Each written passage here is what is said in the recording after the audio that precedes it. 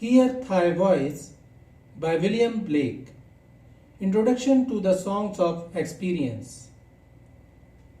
Hello and welcome to the discourse. Hear Thy Voice is the first poem of the illustrated poetic collection Songs of Experience by William Blake, which was published in 1794. Blake combined his two collections, Songs of Innocence and Songs of Experience, in the same year and republished them. Hear Thy Voice is the first poem or frontispiece of Songs of Experience, and it is also known as Introduction to the Songs of Experience. The very first poem offers the contrast between the two separate collections. While Blake wrote Songs of Innocence at an early age, and most of those poems are written more simply to resonate with younger audiences, the poems of Songs of Experience are more captivating with rich and intricate symbolism, imagery, and metaphoric mysticism. Blake wrote Songs of Innocence while opposing the idea of original sin and suggested that childhood is a protected state of innocence, but it is not immune to the corrupt ways of the fallen world and its institutions. Thus, he stressed the importance of children's literature and juvenile education. His idea of innate innocence and goodness in human beings became the centerstone of Romanticism. The illustrative figure of Hear Thy Voice shows the same shepherd and winged child from the Innocence frontispiece, but the shepherd has captured the winged child and wrestled him firmly upon his head, pinning his arms to the earth, restricting his flying. The poem suggests that contemporary ideas and reason have restricted the creativity and imagination of people, and they must raise their voice. Hear Thy Voice is an invocation to all of humankind to cast off their degenerate condition of suffering and blindness and to begin to self-govern the material universe, fallen light renew, instead of remaining its prisoner. Structure of Hear Thy Voice. Blake used the iambic tetrameter for this poem of 20 lines set in 4 stanzas of 5 lines each. The poem has a rhyme scheme of A-B, A-A-B in each stanza. Blake used personification, anthropomorphism, symbolism, imagery, alliteration, and repetition in this poem, along with some illustrious metaphors.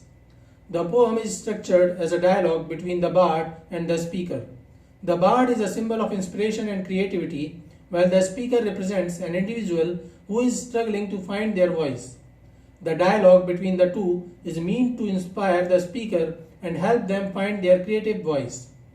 Summary of Hear Thy Voice. Stanza 1, lines 1 to 5. Hear the voice of the bard, who present, past, and future sees, whose ears have heard the holy word that walked among the ancient trees. The speaker suggests that one should hear the wise words of the bard, who has seen the present, past, and future. He is omniscient. The bard heard the Almighty and His holy word that were meant to govern and bully all of humankind. Blake accuses the Almighty of being an oppressive tyrant father figure. In line 5, Blake used allusion to the Garden of Eden, the ancient trees, where Adam and Eve were punished for eating a fruit from the ancient tree. Blake used capitalization with the beginning word hear to emphasize the importance of what the bard has to say.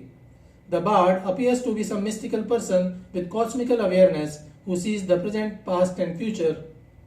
Stanza 2, lines 6 to 10. Calling the lapsed soul and weeping in the evening dew, that might control the starry pole, and fallen light renew. The poet explores the fallen state of humanity in this poem and calls him a lapsed soul. The sad humanity has been evicted from the state of innocence and hence has lost the connection with the divine. Thus, humanity weeps in the evening dew.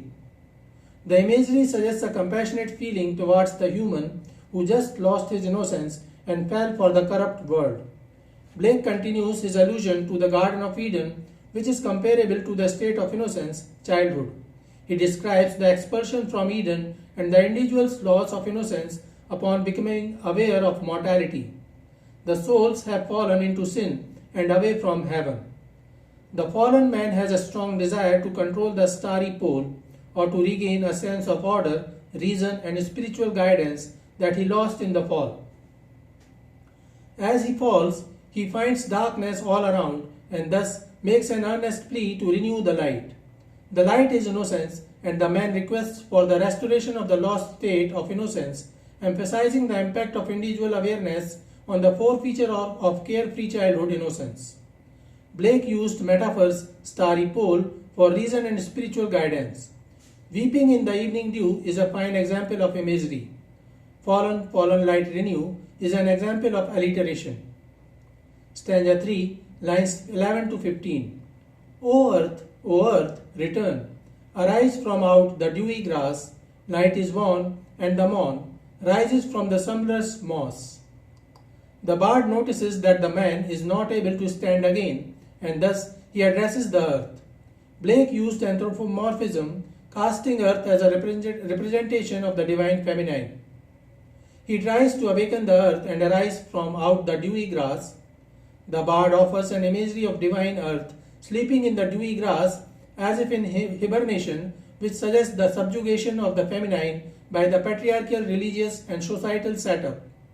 The bard calls the feminine to arise and revolt. He says that the night is passing while the morning is arising from the slumberous mass, which symbolizes a spiritual and feminine renaissance.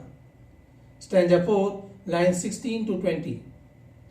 Turn away no more, why wilt thou turn away? The starry floor, the watery shore, is given thee till the break of day.